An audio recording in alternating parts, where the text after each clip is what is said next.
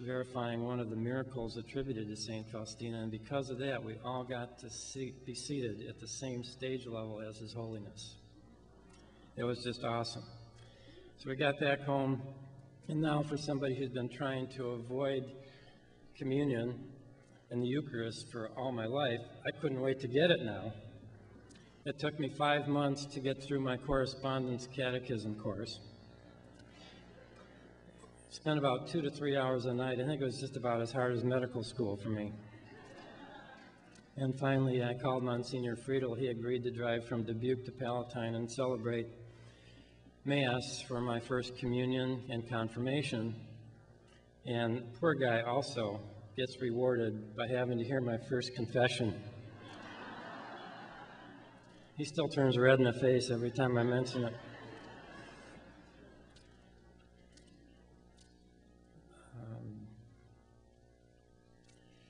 And if all of you don't really think yet that this was choreographed and masterminded by Our Lady, here's something else to think about.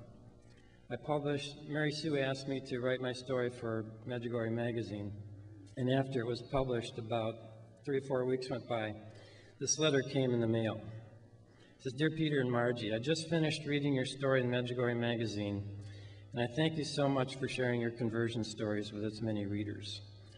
My husband Ron and I experienced our conversion together on our first trip to Medjugorje with Mary Sue and Larry on a couple's pilgrimage 2 years ago.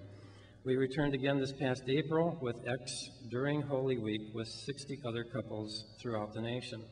One evening during our trip, we were gathered in Marinko and Dragika's dining room, where our hosts were always welcomed us with coffee, wine, and snacks.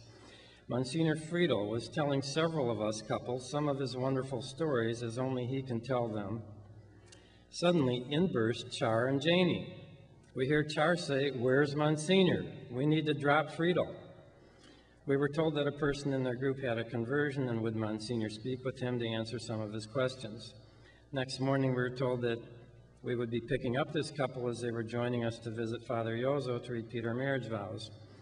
Well, I guess you know where this is going. I do remember both of you as we shared this truly wonderful experience.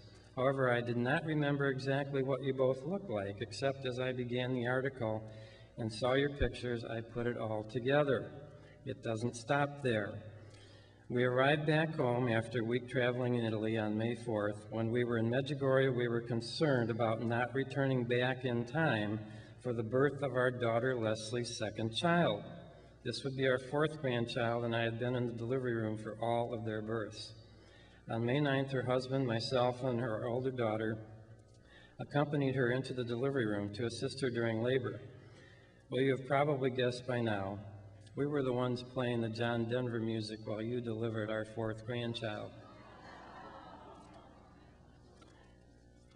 So the real message here for me is to tell all of you, if you happen to know somebody who's been as lost as I was, to keep praying for them, keep practicing your faith, and as Char calls it, do your undercover Catholicism. You never know when out of the blue that person might come up to you and ask who were the first Catholics or who was the first Pope. And any applause you have is not for me. It's going to be for Margie, Guy Murphy, Monsignor Friedel, Char and Janie, most of all, Our Lady. Thank you.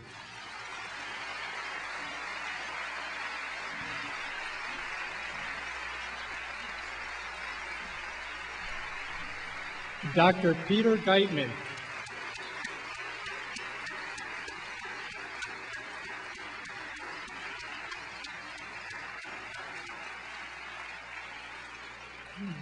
By the way, Blessed Mother dropped Friedel again too, Monsignor Friedel. He'll be celebrating the Mass this afternoon, and also we're glad that the Blessed Mother pulled Char Vance in also for this evening. We'll get to hear her testimony.